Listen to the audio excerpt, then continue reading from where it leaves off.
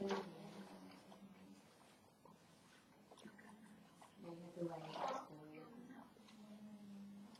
this the what's all those things behind it? There. Yeah. Oh, just put it over there. Put it over there.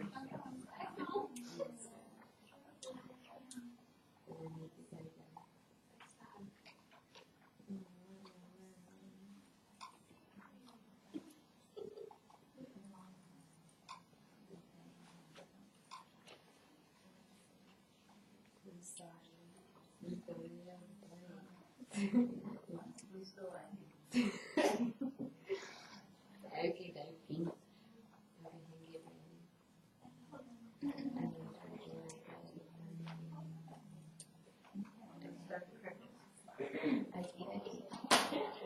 Okay, one thing I wanted to tell you about though is Sojourn, her name, that means to be somewhere temporarily. She went on to become a Christian and went around preaching. And whenever she's in her 30s, she changed her name, meaning that this place is only temporary. She's going to go on into bigger, better places, even though this place is changing slowly. You know what I mean?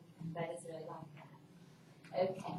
Well, I'm doing vocabulary enrichment because I love it. I love to hear people use different kinds of words to make you see a different picture in your mind. And just like with Catherine, one of the reasons I wanted to do this, because we've learned in our special education classes, is like with children and family statuses and how it does affect their abilities to read and just where they're coming from. And it said like the families on welfare, the actual difference in quality of words heard, and here it has 616 words in a typical hour. And then for the well-to-do, it's like words heard in 40 years. Oh, for the well-to-do, it's 2,152 words. So from 600 to 2,000.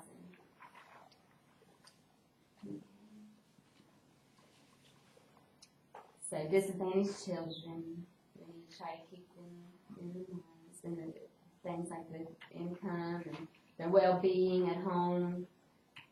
Their minds, they might not have food in their bellies, they let their little minds be working, and they probably stayed up till 2 o'clock in the morning, and then you shut their house at 1, and they just got out of bed for tutoring sessions, you know. That's my life story. Exposed to fewer words, and few opportunities to read, hear, use, and talk about new vocabulary. Slow development of phonemic awareness. And they show that not hearing these words, it does affect their phonemic awareness.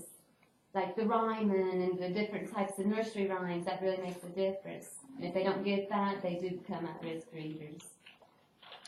Okay, vocabulary knowledge, and here's what it is attained when teachers differentiate instructional strategies based on skills and connect to prior knowledge.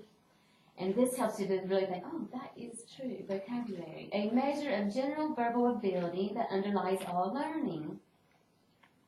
Just like Taylor is going to tell us about the words you use, say, inferring or describe. Those words, that is, affects their learning if they don't know what those words mean.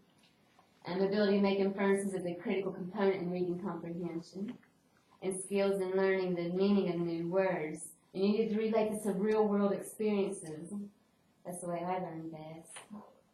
Vocabulary development, the most significant predictor of reading comprehension, literacy, school achievement, student motivation to read content area text. Once they start getting this, they do want to learn different words and be talking more proper, like Scott's brother does when he talks about his medical words, and you're like, okay, turn it down, do the 2 or 3s. Or whatever you call it. Okay, differentiated instruction. All children, everybody can learn. Everybody's just starting off at different places and might be slower getting there. And here's one thing that I found in one of my articles. I really liked it. Okay, readiness, interest, profiles of learning, and environments. All children are ripe and ready. They all have their own certain type of readiness, their own interests, their own profiles for learning, the different modalities of how they like to do things, and then the environments.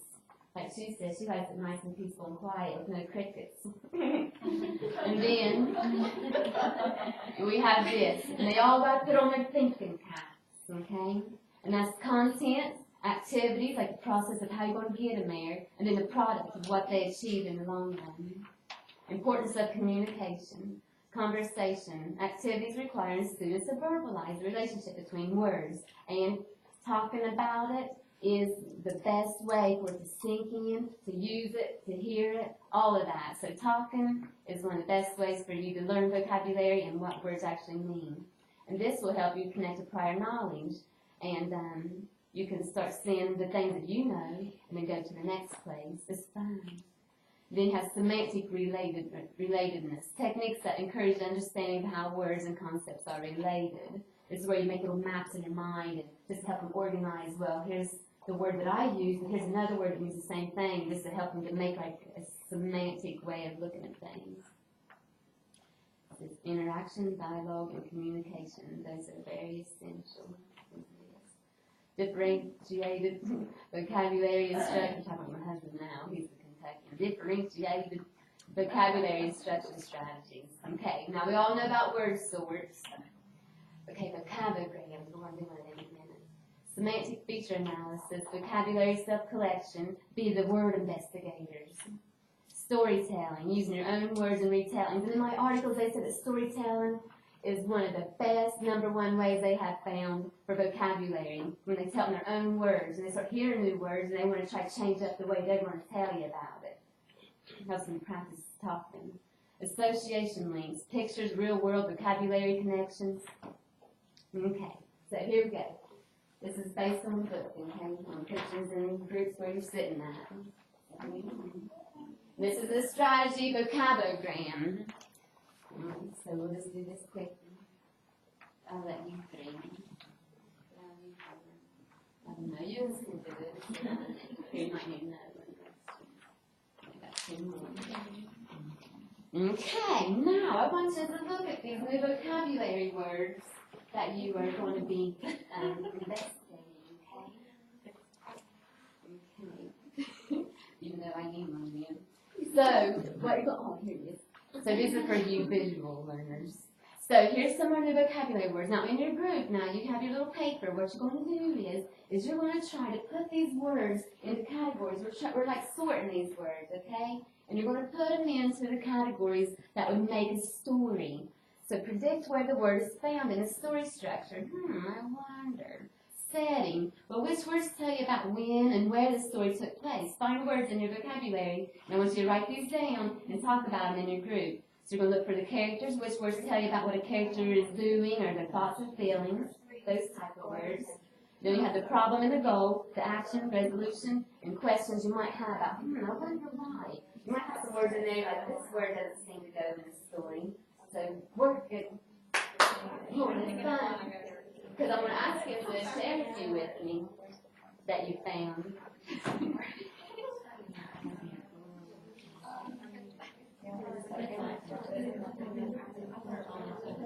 want to do everyone. You want to take all your words and put them in a page. And you could use them twice. Because there might be some words that you think, well, that could be setting. That's good.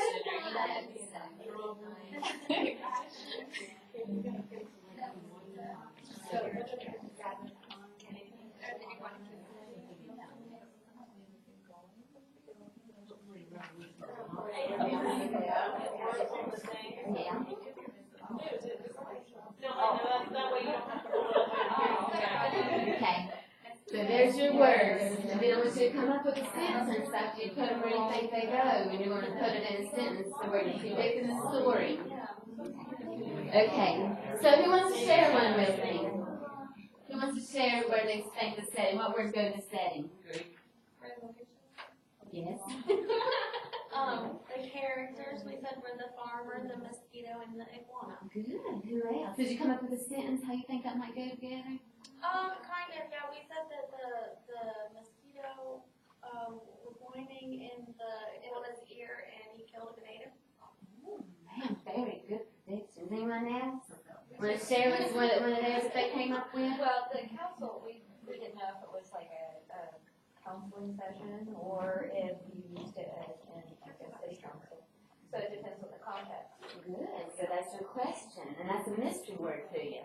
Okay, so now I'm going to go on. You guys can get trip.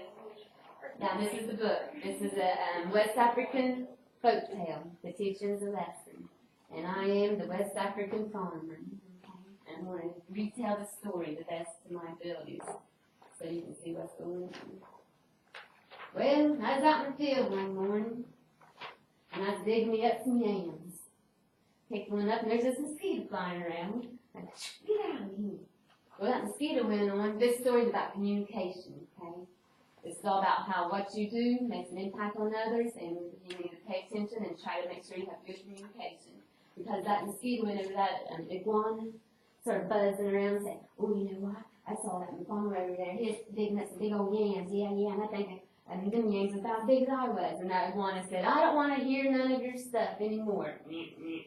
Just because a bunch of sound effects. So he took a couple sticks and he stuck them in his ear, and he was on his way through the reeds.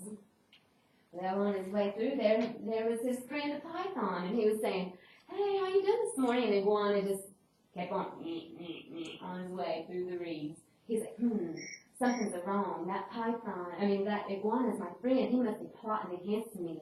I better hide and run because he's going to do something to me. I don't know what's going on. If something happened. So the python went down into the rabbit hole. Well, that scared the rabbit. The rabbit saw the python and just went out the back door and took off a hopping. Well, then the crow saw the rabbit, and he knew that rabbit's a hopping and a thumping. He better be telling the rest of the whole holler. So he was saying, ah, ah, ah, ah. Everybody had their ears up. They were looking around, thinking, oh, what's going on? What ended up happening is he made that monkey be alarmed. He was like, oh, Lord, something's going on. The crow's a crow. And so he took off and running through the trees and hanging in and swinging, and he knocked the branch down, and he ended up killing a little baby owl that was in his nest while some other was off finding food. Well, when the mommy came back and she found her little baby dead, she asked the other little babies what happened, and they said, the monkey came by and killed it. Well, she was sad, so she never did. Started hooting whenever it came time to wake up the sun. And so the nights grew longer and longer and longer, and the animals all became concerned. So the lion called a council meeting with all the rest of the animals in the forest, and he said, I want to know what's going on. Well, the animals started trying to tell the story from the end, from what they knew. The owl was sad and would not crow or would not hoot because the baby was born. And so they said that the monkey did it. So the lion said, okay, monkey, I want to hear why you did this. Why did you kill that baby? They seen in their mind in these pictures he had a stick and he was being mean about it. He said, no, it was an accident. It was the crow's fault. He came flying through his crow and I took off running or swinging through and I accidentally made a branch fall down. I didn't mean to kill it. And he's like, oh, so, the lion said, it must be the crow's fault. So he said, where's the crow at? So here came the crow. He told his story of how it was the rabbit's fault for running through the forest. And so the rabbit had to testify to why she was running through the forest, and she told about the python came down in her house and scared her to death. What was she supposed to do? So she ran on through the forest. So they said, so it must be the python's fault. So the python had to come and tell his side of the story. And he told about how the iguana, his best friend, went on through there ignoring him, and he knew that he was plotting against him. He was going to do something he knew. So the lion called the iguana nowhere to be found, so he must be the guilty one. So they had the antelope run through the forest and they'd get the iguana and come back with him. Here he came. And it's like, what in the world? And they said, pull them sticks out of your ears. We need to ask you something. And they said, they pulled them sticks out of his ears and they was asking him, why were you plotting against the python? Why would you do that? He's your friend. And he said, well, I didn't plot against the python. He said, well, he saw you this morning and said hello, and you said nothing to him, and you just kept on your way. And then he said, well, what happened was a mosquito came over to me and started buzzing and telling lies, and I didn't want to hear none of his junk, so I put these sticks in my ears so I wouldn't have to listen at it. So they said, it must be the mosquito's fault. Well, the mosquito heard this. She's over there. So she went hiding underneath the sleeve, and then she kept on just listening. So when she was worried, what she would do, she would come, she'd go, and she'd buzz in and say, she'd go to party, she'd say, is anybody mad at me? Am I in trouble? Is anybody mad at me?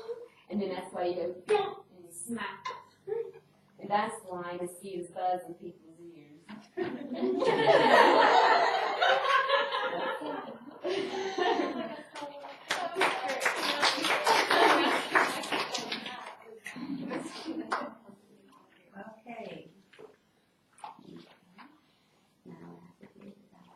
there's my.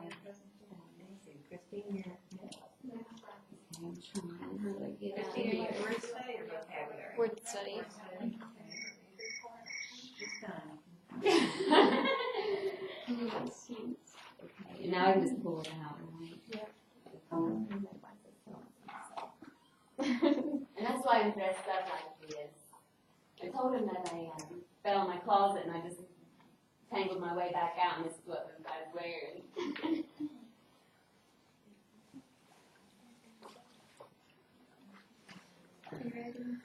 Okay, my topic was word study, and I chose this topic because when I was going through school, I was really far behind, and my teachers taught us phonics and gave us word lists and told us to memorize them.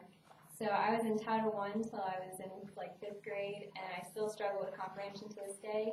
So I want to figure out as many ways to teach my students that way they aren't feeling the same way I am when they get into college or high school. So word study from my articles told me that it was an approach to spelling instruction that moves away from memorization, and it focuses on alphabetic pattern and meaning layers of English orthology.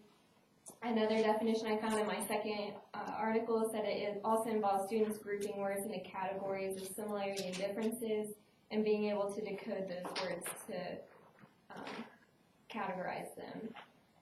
Something that I did not know before was what English orthology was, but then when I started reading my article, it became very easy to remember. It's the study of the right use of words in the English language, and it also comes in stages, which we are all familiar with, which are emergent, letter name, within word, syllables and affixes, and derivational relations. And one of my articles actually came from teaching for exceptional learners, and it said that even students with disabilities progress through those same stages, even if they do take longer. And it also talks about how these stages have a hierarchical order. You have to go through the emergent and letter name before you can get to syllables and affixes. You can't just go from the first thing to the last. There is a scaffolding method to it. Then my articles talked about activities for word study. The one that you first have to start with the spelling inventory. Both my articles talked about words their way, very in detail, and they promoted it the whole time. They all started with anything you have to start with the spelling inventory to know which stage that your child or students are on. And then they talked about word sorts. And they said that at the beginning with word sorts, you check them and you go through it with them. But then later on, you should have the students check themselves when you think that they're at the right stage. And then go over why they changed, if they changed anything, how they went through their checking methods. And then it also talks about word sorts with oddball words, that you should add some oddballs into it to show that not all words always fit in a correct way. Then they talked about sound sorts, and then some extension activities would be like the games in the back of words their way, or word hunts that you can do with passages that you read with them. And for all of this to work, there has to be some kind of routine or way of managing the materials that are used and that you've given to them.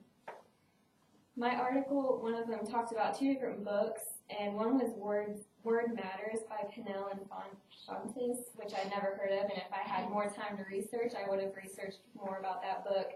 But 2 of my articles really went into words their way, and one of my articles were professors from Virginia, the University of Virginia.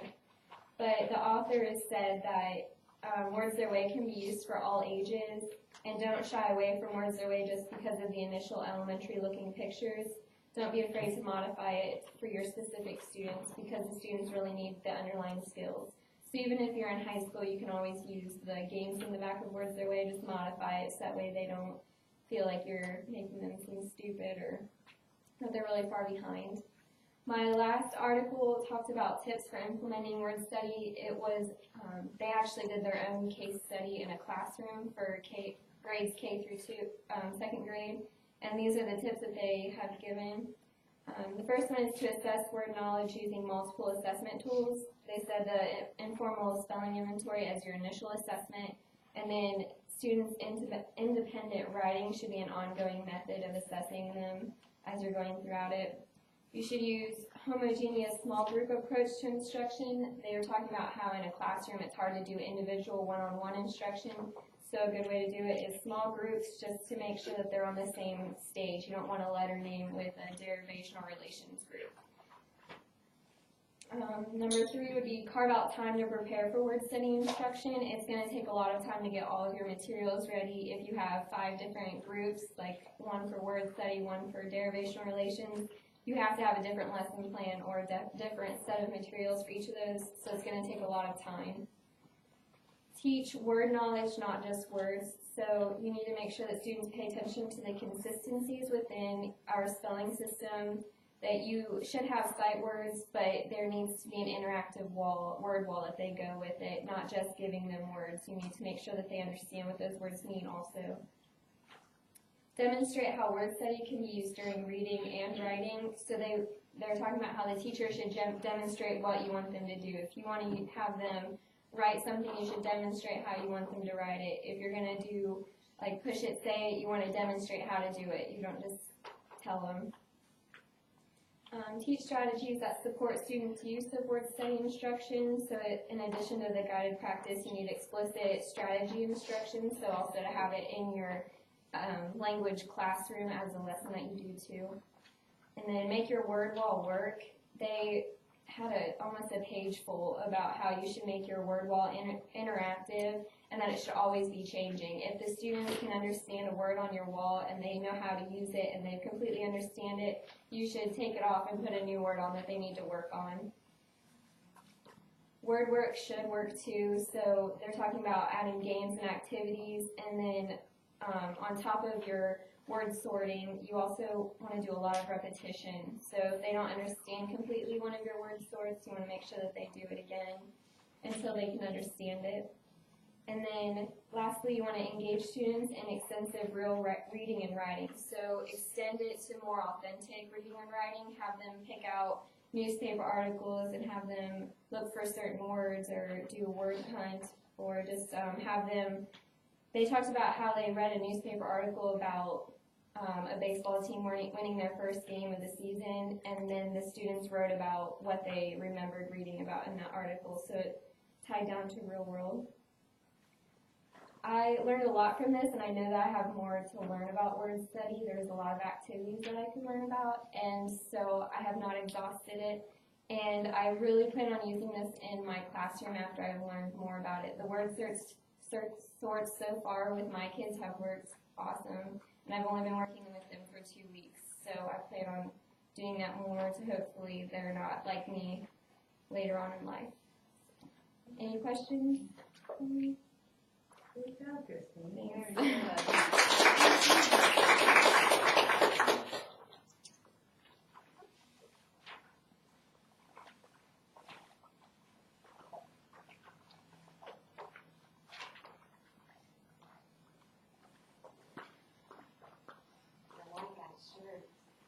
It's almost like you're watching TV, you know what I mean? Yeah, It's like so food with your face.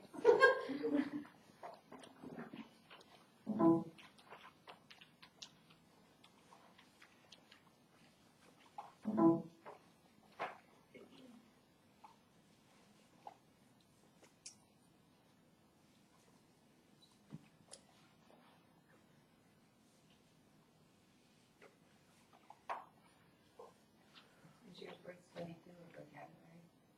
It's phonics. Okay. Word studies.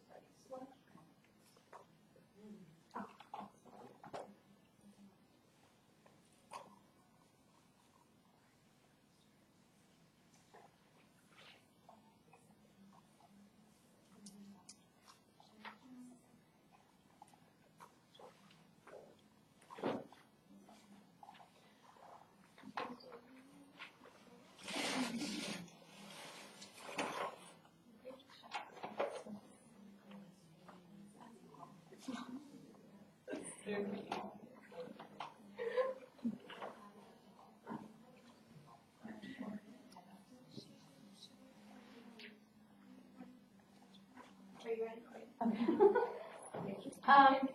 My topic of interest is phonics. I chose phonics because I really believe in the method. I learned to read using phonics, and I feel like I'm a pretty successful reader.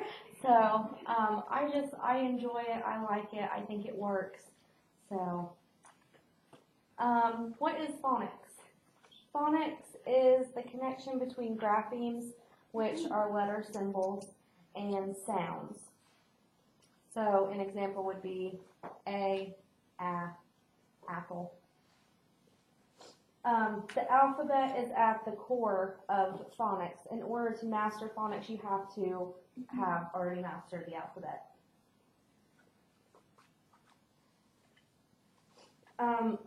Letters must then be connected to their corresponding sounds. This can actually be a pretty difficult concept for children because in the English language, so many of our letters have more than one sound. So, our G says J or G. So it's difficult for them because it's not everything just has one sound. It can be a couple different things. So that's kind of difficult for them. Elements of phonics. While letters always stay the same, sounds come in different units. Syllables, onsets and rhymes, and phonemes are the categories of units. Each syllable is made up of an onset, a rhyme, or a combination of both. And my example is for the word star. ST is the onset, and AR is the rhyme. And then at the bottom I have the phonemes, which are the individual STAR, the individual sounds, letters. Phonics in reading. What is the role of phonics in reading, and does phonics really help students become better readers?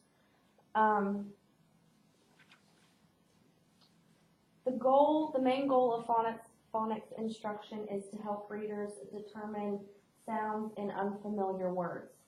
When a reader comes to a word that they don't know, such as apple, dog, cat, the idea is that they can use the elements of phonics to figure out this word that they don't know. So, my example, if you use apple, they can take the and then the idea is to blend them together and then come up with the word apple. You can do blend those together, you get dog. So they're using the phonics to help them come up with the words. And my second question, does phonics really help students become better readers? I believe it does. Research has shown that phonics instruction has a significant impact on the reading abilities of young children. Students in grades kindergarten through first especially, they showed significant gains in reading comprehension, spelling, as well as oral reading skills.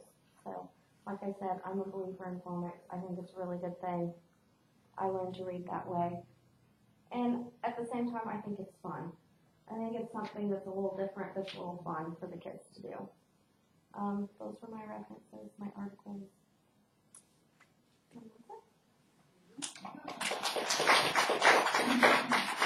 We're giving prizes for the shortest, complete presentation. Did I win? I found on that house site, I used it for my little emergent grill, and it was really fun. It said, it said, the sound in the word goes, oh, and then you have to try to figure it out. Then like, oh, and then you have the letters, and like, and then you let her push it, and oh, go. And then you have to come up with words that says that. Okay, if you want to stand up and reach for the sky while Kylie is loading her dinner, let's see who can stand up and reach for the sky. I'm glad I'm doing my job because I'm standing up.